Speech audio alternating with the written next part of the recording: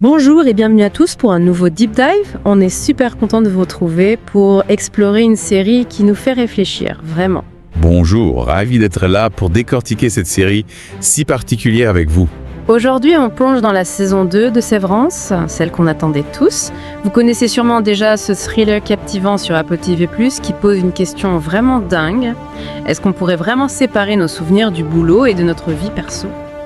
Chirurgicalement, c'est une idée qui, honnêtement, ne laisse personne indifférent. C'est clair, une prémisse fascinante. Dès la première saison, ça a lancé des débats passionnés sur l'identité, le monde du travail. Exactement. Et pour vous offrir une analyse complète, on a épluché plein de sources. Des critiques de pros de la télé aux réactions des fans sur YouTube. On a une mission, disséquer cette nouvelle saison avec vous. On va en sortir les points importants et bien sûr, la question qui brûle les lèvres de tout le monde, est-ce que cette saison 2 est à la hauteur ? Voire meilleure que la première. Accrochez-vous, on part dans les profondeurs mystérieuses de l'Human Industry. Préparez-vous à découvrir un monde où la frontière entre le travail et la vie privée, elle disparaît complètement. Et les conséquences de cette séparation, elles sont loin d'être neutres. Avant de se jeter dans les nouveaux épisodes, on revient un peu sur ce qui s'est passé avant cette saison 2. Pour ceux qui nous rejoignent, petit rappel du concept de base de sévrance. Cette fameuse procédure de séparation, elle crée 2 mois différents dans une même personne. 2 mois. Ouais, il y a l'INI, qui n'existe pendant les heures de travail chez l'humain, et l'outil, qui vit sa vie en dehors. Ah oui, c'est puissant comme concept. Ça soulève des questions directes. Qu'est-ce qui nous définit ? Nos expériences alléguées. Est-ce que c'est moral, une technologie pareille ? Imaginez vivre 2 vies sans aucun souvenir l'une de l'autre. C'est vertigineux. Et il faut dire qu'on a beaucoup attendu entre les 2 saisons, presque 3 ans. Ce temps d'attente avec le cliffhanger insoutenable de la saison 1, ça a forcément nourri les théories et les espoirs des fans. Ouais, c'est clair. Ce final où les INI ont un petit aperçu de la vie de leurs outils, ça a laissé un goût d'inachevé. Carrément. Et c'est fou de voir que Sévrance est devenue la série la plus populaire d'Apple TV, plus ce coup. Elle dépasse même Ted Lasso. Ça montre bien que le concept est original, que l'histoire est bien racontée. Un large public est accroché. Un succès énorme qui montre que les thèmes abordés sont importants. La série ne se contente pas d'un concept original, elle l'utilise intelligemment. Mais attention, la production, ça n'a pas été simple. Des gros défis, notamment le budget. Il aurait explosé à 20 millions de dollars par épisode, c'est ce qu'on dit. En plus de ça, des tensions entre les scénaristes, des arrêts de production et les grèves des scénaristes et des acteurs, ça a tout retardé. Des problèmes en coulisses. J'espère que ça n'a pas impacté la qualité de la série. Mais parfois, ces obstacles, ça stimule la créativité. Ben Stiller, qui est à fond dans la série, a rassuré les fans. L'attente pour la saison 3, elle sera moins longue. Bonne nouvelle pour nous, on est impatients. Ah, c'est super ça. Savoir qu'on va pas attendre aussi longtemps, ça rassure tous ceux qui adorent la série. Et pour faire patienter tout le monde, Apple TV+ a fait des campagnes marketing super créatives. Vous avez vu celle à Grand Central? Ouais, celle avec les bureaux de l'Humanais. C'est ça.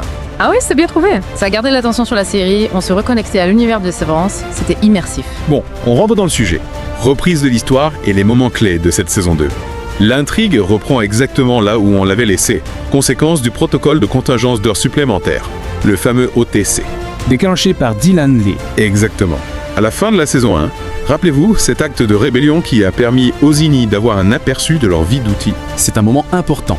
Cette fusion, même si elle est brève, ça révèle des infos explosives. L'équilibre de l'humain est chamboulé. Imaginez le choc pour ces gens. Ils découvrent une partie d'eux-mêmes qu'ils ne connaissaient pas du tout. C'est clair. Cette intrusion, ça donne des révélations de dingue. Marques découvre que sa femme Gemma, qu'il croyait morte, c'est Amy Casey. La conseillère bien-être, non ? Oui, de l'humain. Elle aussi séparée. Elle est née. Elle apprend que son outil, c'est Elena Higgin, la fille du PDG de l'humain. Sa participation à la séparation, c'est clou. Un coup de pub. Et Irving essaie de contacter Burt, son ancien collègue, à l'extérieur. Il se confronte à sa vie, ses relations hors de l'humain. Des révélations qui cassent leurs illusions. Ils ne voient plus leur vie pareille. Et en plus, ça montre la manipulation, les secrets de l'humain. Et attention, la saison 2 ne donne pas toutes les réponses tout de suite. Au contraire, le mystère devient encore plus complexe. On explore l'Human Industries encore plus profondément. On sent que l'entreprise cache plein de choses. C'est une bonne stratégie. Au lieu de tout résoudre, on complexifie. Ça nous garde accrochés. On essaye de trouver des explications. Au début de la saison, les choses ont changé. Mark retourne chez l'humain, mais il a de nouveaux collègues. Dylan, Haley et Irving reviennent plus tard. On sent direct que l'ambiance est différente. Tendue, incertaine. Ouais, sans ses collègues habituels, Mark est perdu. Nous aussi d'ailleurs. Ça montre que les liens de l'équipe MDR, c'était important. Essentiel pour leur santé mentale. Mark veut absolument retrouver Imam Casey. Il veut comprendre son passé. Cette quête de vérité le pousse à explorer des coins de Le Mans qu'on ne connaissait pas. Il prend des risques, il noue des alliances improbables. C'est une motivation forte, ça relance l'histoire de Mark. Retrouver Gemma, comprendre ce qui s'est passé, ça le fait d'aller dans des endroits de l'humour qu'on n'avait pas encore vus. On découvre des aspects encore plus sombres de l'entreprise. Et les personnages, ils les évoluent. Mark Pud, il est perdu, mais il veut connecter son INI et son outil pour faire tomber l'humain de l'intérieur.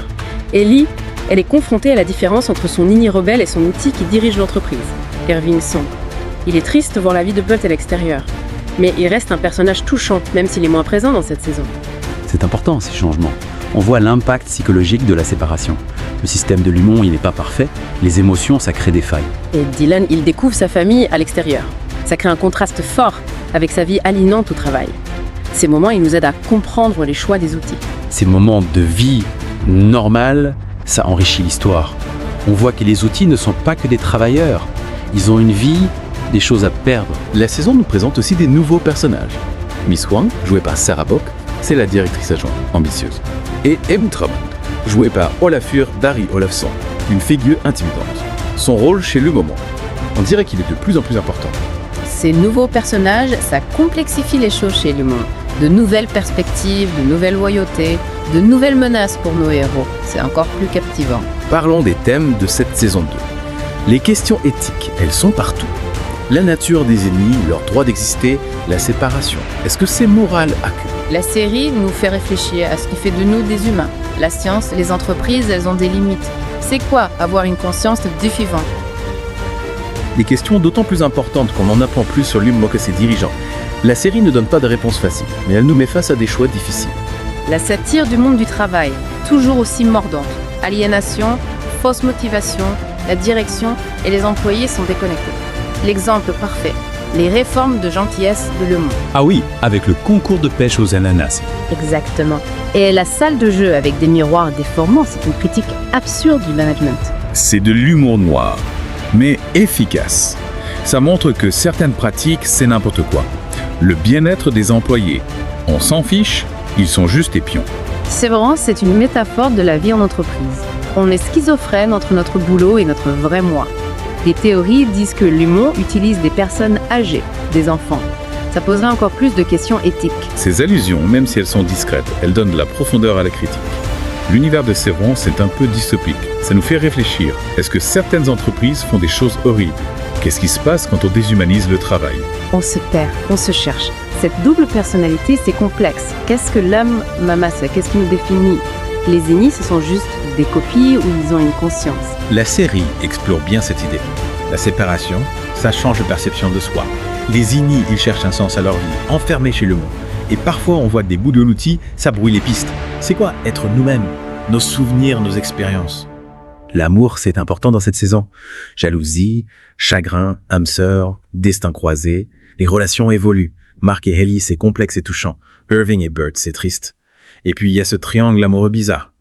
Mark Ni, Ellie Ni et Elena Uti. Tout ça, ça donne de l'émotion à l'histoire. Même chez Lumon, un endroit froid et contrôlé, les sentiments existent. Ils peuvent mêler à la rébellion.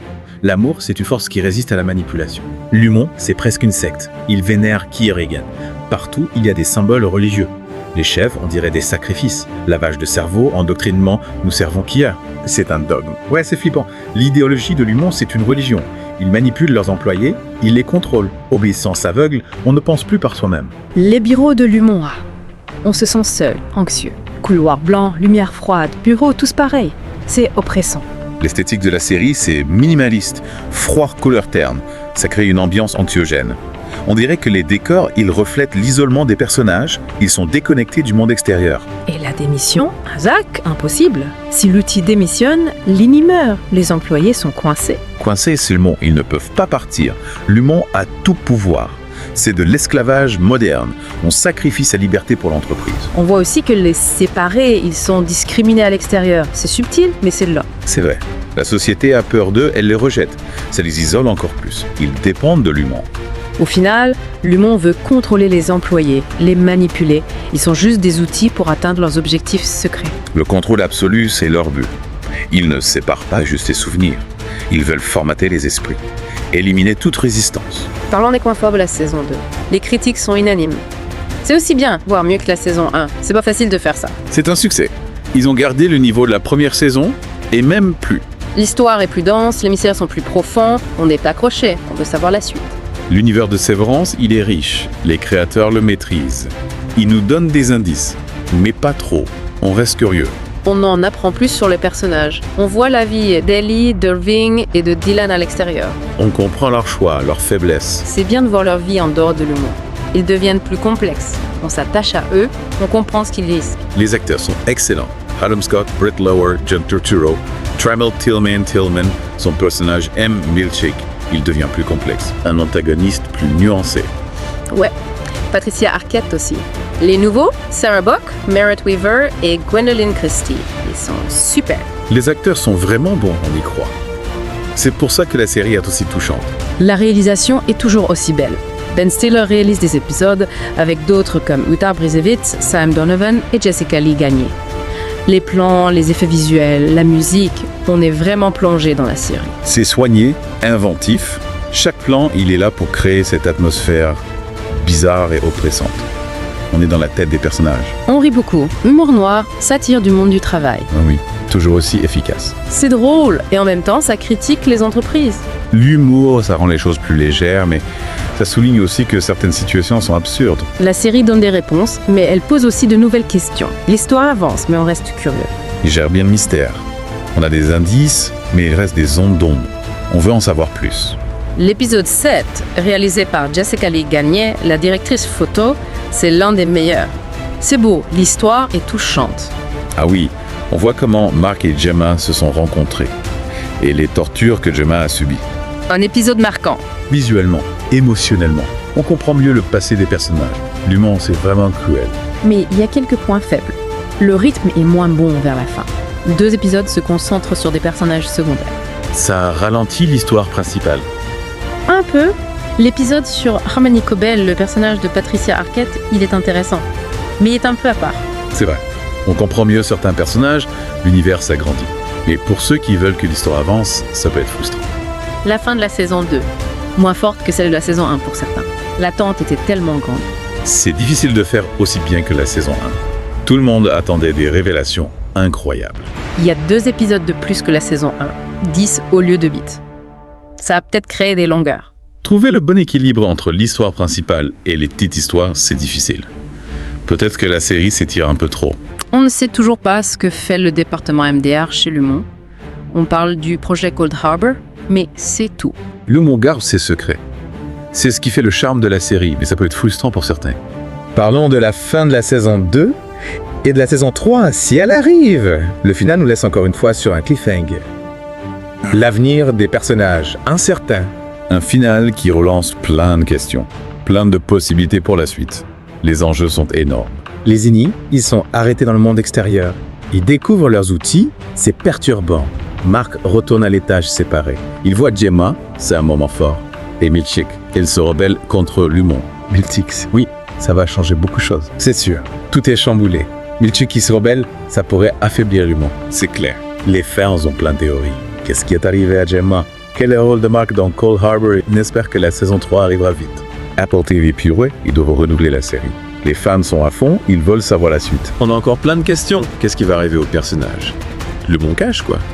Les chèvres, les ballons... Qu'est-ce que ça veut dire? Certains voient des références mythologiques. Mythologique, Oui, la scène finale entre Mark et Gemma, c'est un peu Orphée et Eurydice. La série est pleine de symboles. C'est ça qui est bien, on peut l'interpréter. Les fans, ils discutent, ils font des théories. L'expérience Sévérance, elle continue après les épisodes. On a exploré la saison 2 de Sévérance. J'espère que vous avez compris les enjeux, les points forts, les faiblesses. C'est une saison réussie. Les mystères, les questions morales, les acteurs, l'esthétique, tout est là. Que vous ayez vu la saison ou pas, dites-nous ce que vous en pensez. Qu'est-ce qui vous a marqué? Vous attendez quoi de la saison 3? Dites-le nous dans les commentaires. Vos commentaires, c'est important. Ils enrichissent la discussion. On veut savoir ce que vous pensez de cette série si particulière. Si vous avez aimé ce deep dive, abonnez-vous à la chaîne. On a plein d'analyses à venir. On explore des films, des séries, des choses qui méritent qu'on les analyse. Merci de nous avoir suivis. À bientôt pour une nouvelle exploration.